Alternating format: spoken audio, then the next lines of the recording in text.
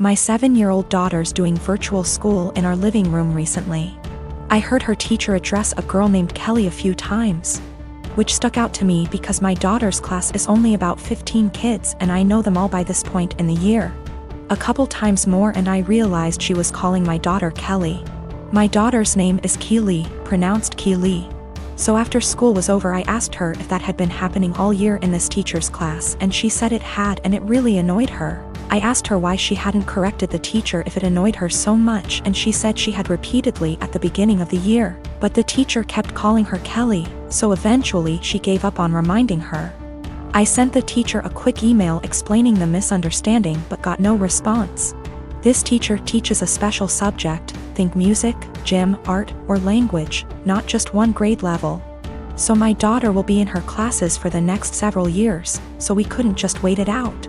And how moments like these are handled now will set the stage for how my kid deals with similar situations on her own in the working world. I encouraged my daughter to come to class early or stay later again, thinking maybe she hadn't heard or understood her last time. So a quiet one-on-one would be better.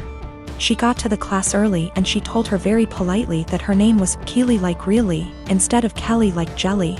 And that people often get it confused, so she just wanted to clarify. So class starts and sure enough she gets called Kelly again almost immediately. So there's only so much self-advocation a 7-year-old can be expected to do. I just walked over and said, "Hi, this is Keely's dad. Hers name not Kelly. It's Keely." A few hours later I had an email in my inbox inviting my wife and I to a parent-teacher conference with the vice principal. The long and short of the meeting ended up being the school feels that while the teacher probably should have learned her name, that the real problem is she feels I challenged her authority by correcting her in class and that the names were similar enough for it to not have warranted such drastic action. That surprised me. I couldn't believe a meeting was necessary, let alone that it cast blame on us. I can't tell if I'm being that annoying, my kid matters most parent that my grandmother the school teacher always complained about, or if the teacher should just learn her damn name, because that's a basic part of her job. It's a complex situation, but I'll do my best to explain. I have a bio son Leo, 16 from my previous relationship. I married his stepmom who is a mother of 2 boys, Connor, 20, deceased, and Derek, 12. I've never had the pleasure to meet Connor, who tragically passed away from a motorcycle accident. Derek was so devastated by this loss, and although it's been years he's still pretty much grieving. I've seen tons of pictures and videos of Connor and made efforts to get to know who he was as a way to share Derek's grief, and be there for him to lend an ear and a comforting shoulder. It's safe to say that Derek and I grew a strong bond in no time. But my son Leo isn't close to Derek. Understandable, because not all siblings and step-siblings are the same.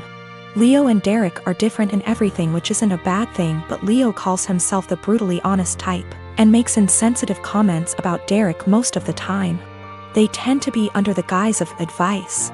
Derek never complained, so I had to step in and tell Leo to stop being insensitive towards his stepbrother, especially with everything regarding Connor and his memory. Leo would say, "Okay, I get it, and I won't do it again." Days ago, Leo wanted to hang out with friends and asked Derek if he wanted to join. Derek agreed and put on Connor's hoodie before going out. Leo commented on the hoodie and called it ugly and asked him to put on something else, but Derek insisted on wearing it or not go. Leo dropped it. Hours later Derek came home crying with his hoodie in hand. He said Leo and friends cut it into pieces while he was in the bathroom after they convinced him to take it off. I was furious. I asked Leo and he said it was his friend's idea, then said he had to do it since Derek wears it everywhere, and it looked old and embarrassing. I reminded him who this hoodie belonged to and he said, "So what? Maybe this will help him move on in life." I told him his birthday was cancelled and his friends aren't welcome anymore. He pitched a fit saying his birthday was a right not a privilege and I can't cancel it. He had my ex criticize my decision and wanted to host his birthday party, but I refused because he's grounded, so no party anywhere. She and her family called me awful and ridiculous and asked me to think how Leo will hate me for this, but I insisted he needed punishment for putting his stepbrother through this. I've been with my wife for 2 years. She has a 21-year-old son. I have a 14-year-old daughter from my previous marriage. My late wife passed away in 2014. She left a few things for our daughter, including a gold jewelry set. Her mom was devastated she didn't get to gift the set to our daughter on her wedding day. I keep it in my closet since it's expensive and my daughter is too young to have it. I'll hopefully gift it to her on her wedding. We were sitting in the kitchen when my stepson was hesitant to ask me something. We're in good terms but have our fair share of arguments. He said his fiancée was taking something from his mother's and my closet, saw the jewelry set and liked it very much. He asked if he could borrow it so his fiancée can wear it at her cousin's wedding. I found this unacceptable. I told him his fiancée had no business being in the bedroom and that the jewelry isn't mine. It's for my daughter.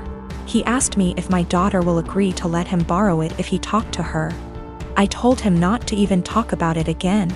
He got all pissed and said things I do not remember.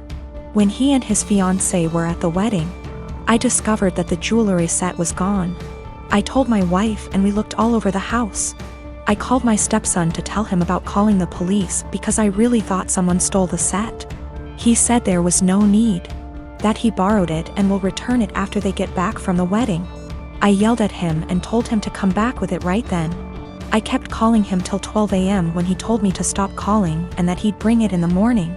I couldn't sleep that night. I felt terrible. In the morning he showed up at 10 a.m.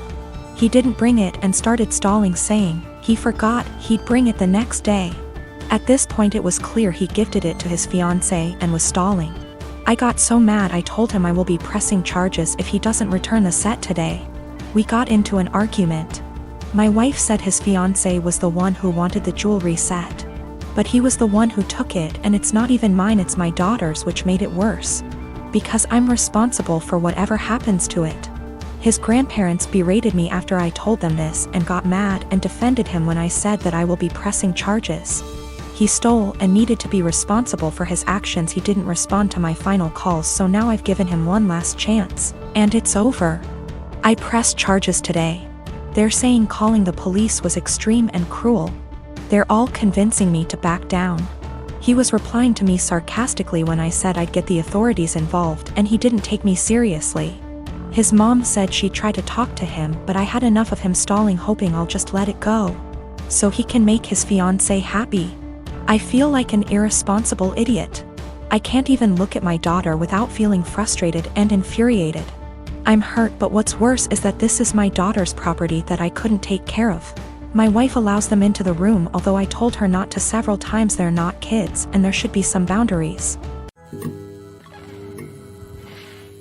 I want to point out me and my brother have two different fathers. I lost my father last year to cancer. He left me 90% of his stuff, including his family home that was left to him by his dad. It's been in their family for over 100 years. My brother and my dad didn't have a relationship, but he did leave him $10K. My mom was pissed at the will reading, but since she got $10K she couldn't do anything about it. For the past year me and her live okay together. She went on acting like it was her house like before, which I had no problem with, till in May my brother and his girlfriend moved in without even asking me. They're messy, entitled, and rude. I told them in July I want them out by September because they don't pay for anything nor wash a dish. In August they announced they were pregnant and my sil smugly said, "Guess we won't be moving out now." It didn't go down well, but when I told them I wanted them out, my mom and brother basically laughed in my face. Well, the past few months have been hell. They become worse than before, and my mom enables it, then demands me to treat my sil like a princess because she's pregnant. I once had to wait outside McDonald's till they opened to get her a McMuffin.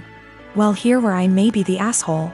Because my sil is pregnant, she eats everything she sees, like the cupcakes my friend made me for my birthday. She ate all 6, didn't even get to try them. I can't even make my lunch the night before because when I go to get it, it will be gone. She'll have a smug look on her face while rubbing her belly, then laugh and say, "I couldn't help myself, blame the baby."